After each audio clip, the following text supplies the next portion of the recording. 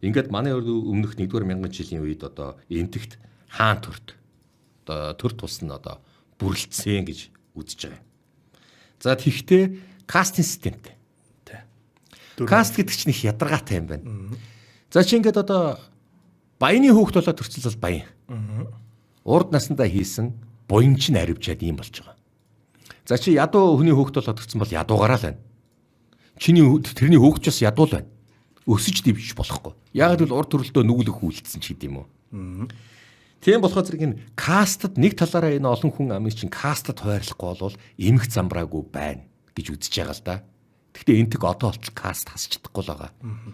Бас тэр кастинг систем нь одоо тэр бум 500 сая хүнийг одоо хятадын дараа орж байгаа шүү дээ. Бараг хятадаас илүү олон хүнтэй ч болох юм. Ядуучуудаа тоолдог гэж үзээд байгаа бол. Тийм болохоор зэрэг энэ энтэг одоо бол каст хасахгүй байна гэдэг чинь яаж юм? Тэр бум 500 сая хүнийг яаж барих юм бэ? Нэгсэндээ тэр төрийн бодлого нь бас байх л ёстой гэж үзэж л байгаа л да. За тэгээд энэ кастинг системийн үед бол яах вэ?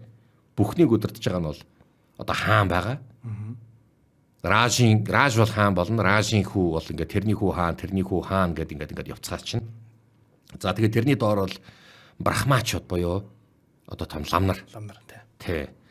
За тэгээд брахманчууд болохоор зэрэг одоо бичиг үсэг мэддэг. Бурхны сургаалыг ард түмэнд түгээж өгдөг болохоор зэрэг Бурхны амнаас үүссэн гэж одоо нэрлэнэ.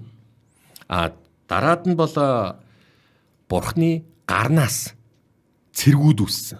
Бурхны үйл ажиллагааг хийдэг. Бурхны тушаалыг биелүүлэгч нар гэж цэргүүд үүссэн гэж үзэж байгаа.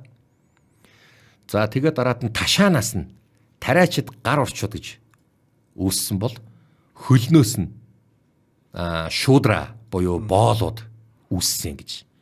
За бүр ер нь бол Брахманы хуйланд бол ер нь бүгд захирагдана.